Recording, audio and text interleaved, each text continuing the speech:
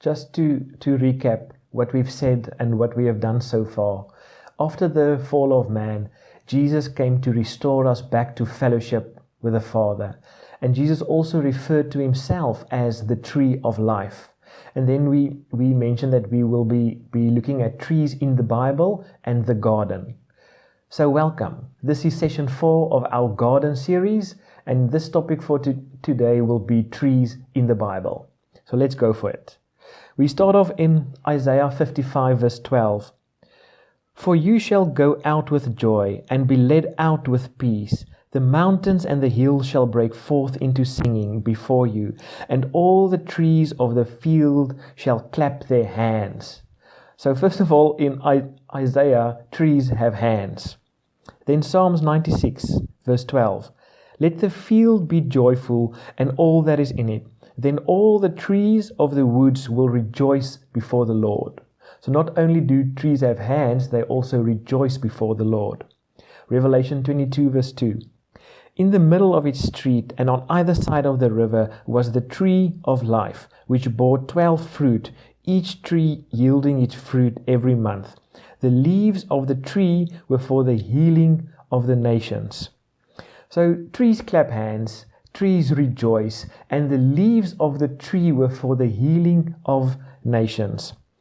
Now this almost makes me think of Mark 16 that says, those who believe, these signs will follow them. And one of the signs is they shall lay their hands on the sick and they will recover. The hands that did the clapping, the hands that were laid on the sick were used for the healing of the nations. So we start seeing this image unraveling where trees in the Bible refer to people. And speaking of healing, just look at this, Mark 8. I read verse 23. So he, Jesus, took the blind man by the hand and led him out of the town. And when he had spit on his eyes and put his hands on him, he asked him if he saw anything. And he looked up and said, I see men like trees walking. Then he put his hands on his eyes again and made him look up.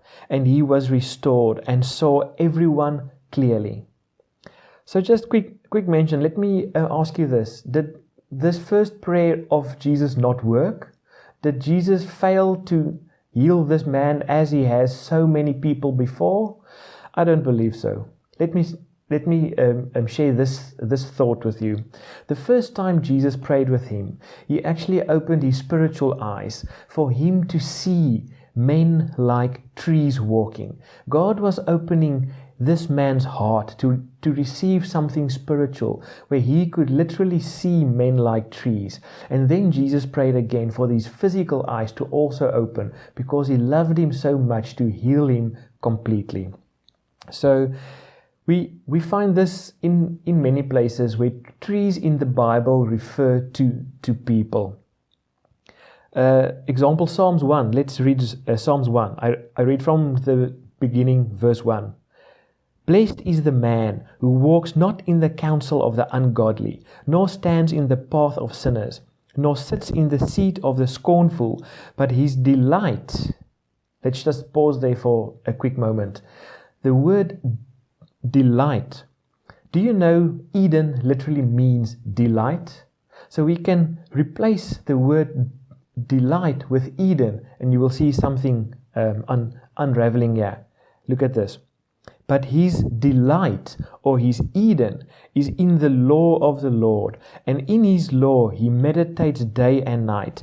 He shall be like a tree planted by the rivers of water, that brings forth its fruit in its season, which pretty much sounds like Revelation 22, whose leaf also shall not wither, and whatever he does shall prosper.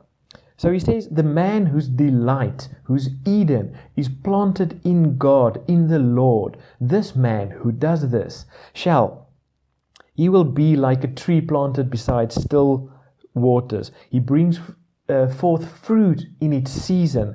His leaf shall not wither. Whatever he does shall prosper. And then I can add, his leaves or his hands will be used for the healing of nations.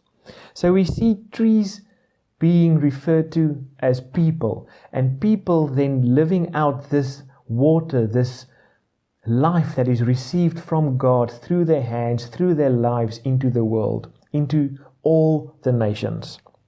So if it speaks of your garden being planted, your delight in the Lord, your garden, you can just think of your own life currently, your garden where you live. That's where you come back to stay. That's where you spend most of your time. That's where you spend your focus. That's where you do nice things and work outside. So your garden literally refers to that place or that thing which has your focus, which has your goal, which has your a purpose, and where you do your work, where you labor for. And that is your garden. And so now we've said earlier that Jesus constantly went to the garden to pray. It's in this garden that Jesus spent most of his time. He cherished this garden so much and he visited so frequently that Judas knew exactly where to find him when he came to betray him.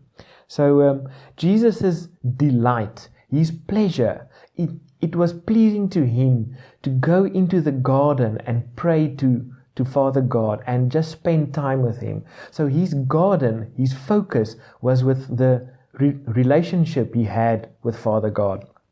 So that's why his garden was planted, and because of that, that's why he became the tree planted by still waters, whose leaves were for healing. And he appeared on earth, and he went out healing all who were oppressed and were sick, and he healed them all. His leaves, his hands were literally used to heal the world. Why? Because he put his garden in the Lord. He spent time and he cherished that fellowship with God above all other things, and because of that his hands were used to heal nations.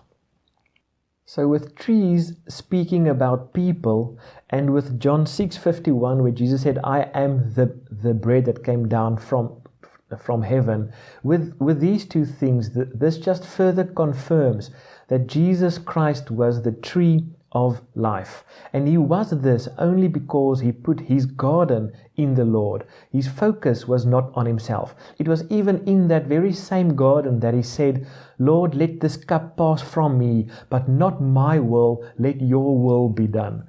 He laid down his own life. He was not focused on himself. Remember that first tree of the knowledge of good and evil that refers to us being dependent and focused on us. He did not go for that tree. His focus was not on him and himself, but his focus was on God. His garden was planted in the Lord, and he said, Lord, let your will be done. And because he planted his garden, he was the tree of life. And when he said, John 6:51, let's read John 6:51. He said, I am the living bread which came down from heaven. If anyone eats of this bread, he will live forever. Referring back to the tree of life.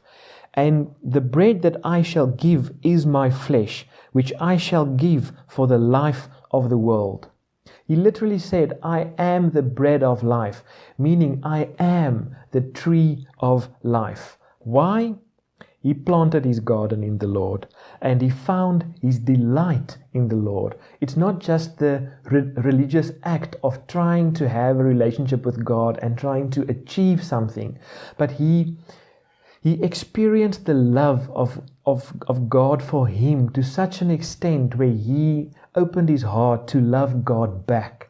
And that relationship was established where Jesus Christ planted his garden in the Lord. And from that delight, all life and love flowed. So with trees covered as speaking about people, next up we'll talk about the garden.